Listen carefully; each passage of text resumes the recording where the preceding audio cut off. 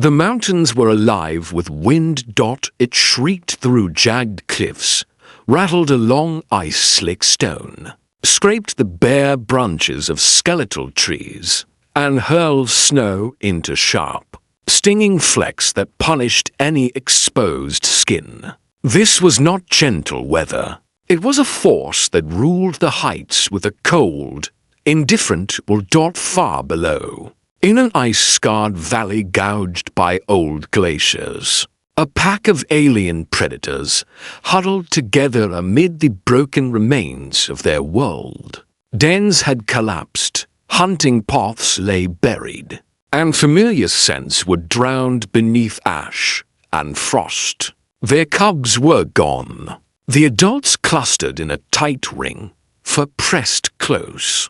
But no amount of shared warmth eased the hollow ache of absence.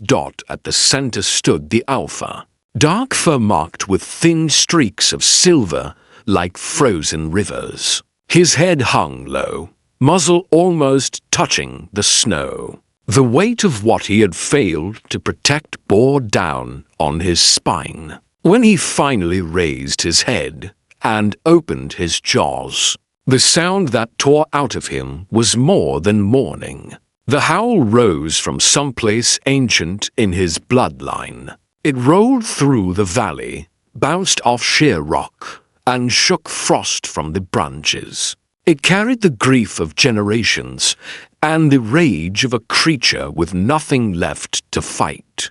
Around him, the pack whimpered, ears pinned flat, tails lowered until they brushed the snow. They were a people born to growls, barks, and constant motion, but now even they were silent. For a moment, it felt as if the air itself held its breath.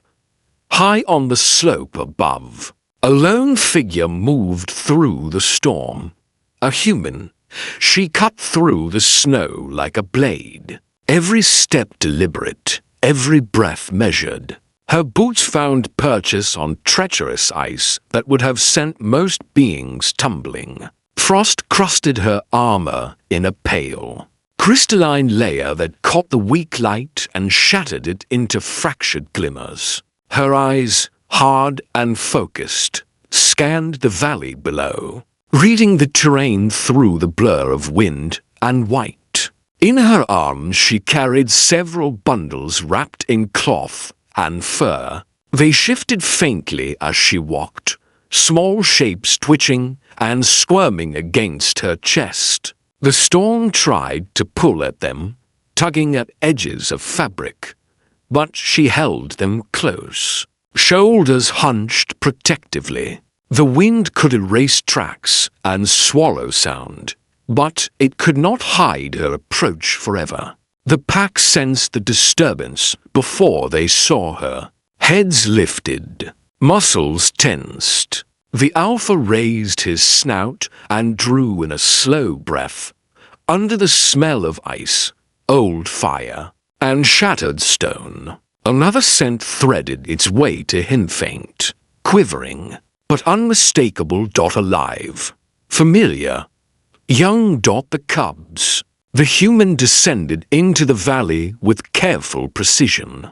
Her boots struck the snow with a muted crunch, each step placed to avoid patches of exposed blue ice. As she neared, a few thin cries rose from the bundles in her arms, small, muffled sounds almost devoured by the wind. She dipped her head toward them and whispered something. The words lost in the storm, but the tone steady, calm, and oddly warm against the hostile air.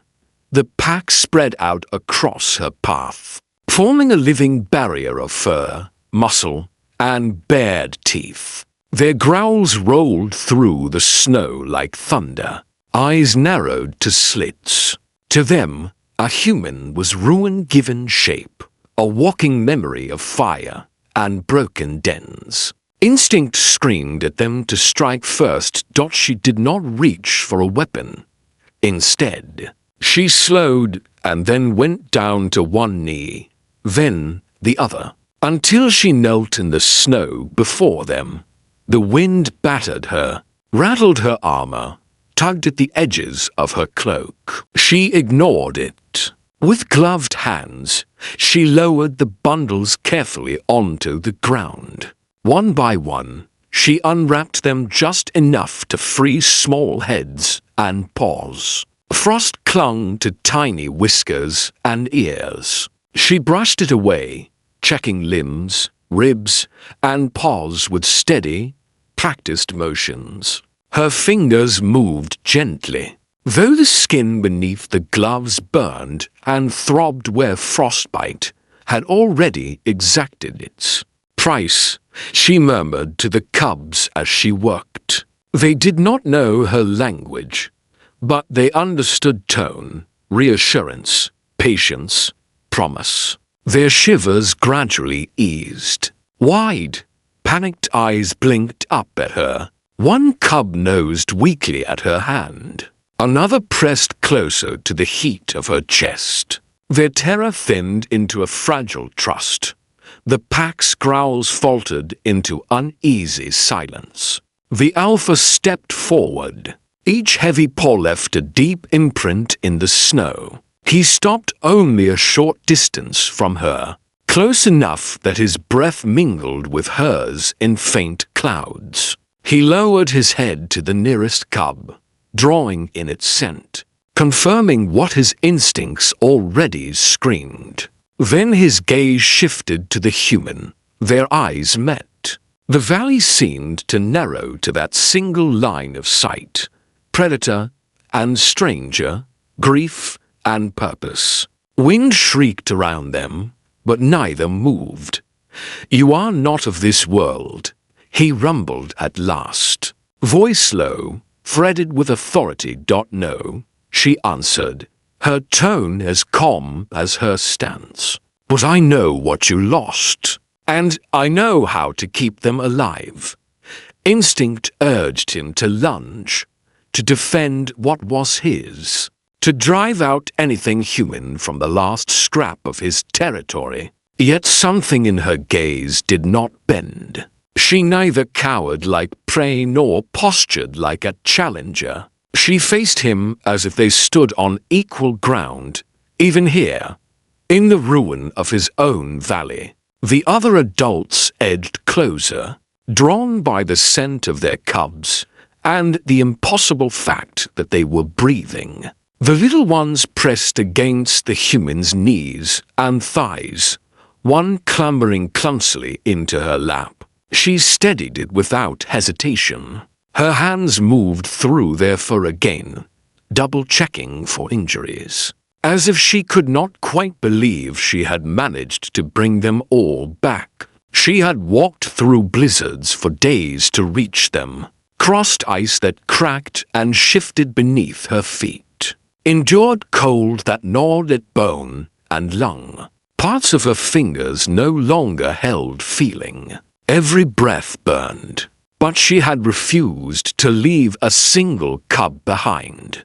The alpha saw the exhaustion in the set of her shoulders, the stiffness of her movements, and felt something new coil in his chest. "Frostbite doesn't care about rank," she murmured softly. "But I do." The pack drifted nearer, no longer bristling, but still watchful. They sniffed the cubs, then the strange, frost-trimmed armor, then the gloves that smelled of metal and blood and something like smoke. They nudged, tested, weighed. The human stayed perfectly still, hands open, never reaching for a weapon. Slowly, suspicion melted into something else. Then the alpha did what no predator in that valley had ever done for a human. He stepped close enough that his muzzle brushed her armored shoulder. With deliberate care, he lowered his head and rested it there. It was a gesture older than speech, one he had given only to his own kind. Only in moments where words would never be enough. Respect. Trust. Recognition. "I returned them to you," she said quietly, "but they were never yours to fear losing." Not while I still walk this world." Her words were nearly devoured by the wind. Yet they seemed to settle into the snow and stone, filling the cracks grief had carved. The pack did not understand every meaning, but they felt the weight behind them. At a soft sound from the alpha, they shifted back just enough to give her and the cubs space at the center. Something in the valley changed. The sharp edge of mourning dulled. It did not vanish, but it no longer ruled them. In its place came a steadier awareness.